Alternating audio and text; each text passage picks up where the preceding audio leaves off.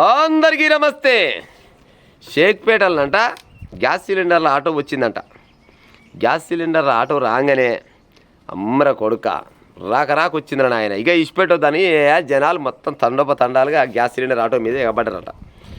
ఇక డ్రైవర్ ఒక్కడు వాళ్ళు బుకింగ్ చేసుకోవాలి, ఓటీపీ రావాలి, ఓటీపీ చెప్పాలి, కొంతమందికి రాను కొంతమంది రాకపోవడం ఇవన్నీ అలసిపోయి ఇక ఇట్టలేదు అట్టలేదు వీడు ఏమన్నా చేసుకొని ఎటన్నా కానీ అనుకురంట. ఆటో ఎక్కి ఎవరికి దుర్రకాడ ఆడు గ్యాస్ సిలిండర్ బుధాన పెట్టుకుంటే పత లేకుండా వీకుండే గ్యాస్ సిలిండర్లు అన్నీ ఎత్తుకెళ్ళిన జనం ఇంక ఎవరికాడికి పోయి పాడవుతుండో చెప్పురి.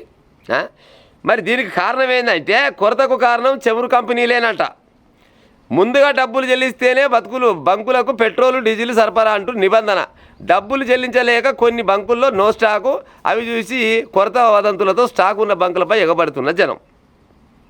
ఇప్పుడేమో ఆ యుద్ధాల పుణ్యమాట మొత్తం ఎన్ని పైలు కడితే గంతనే ఇస్తాం పెట్రోల్ డీజిల్ గ్యాస్, మీరు ఉద్దర పెడితే మాత్రం ఇవ్వమని వాళ్ళంట. ఎందుకు ఈ యుద్ధాలు పాడైపోను ఇంకా ఎక్కువ కాగలేమో ఉన్న పైలు ఎగ్గొట్టగలని ఉద్దేశంతో వాళ్ళు ఏమంటారు, నీ దగ్గర ఎన్ని పైలు ఉంటే గని పైలు అదే తీసుకొని పో అని వాళ్ళు అంటారు.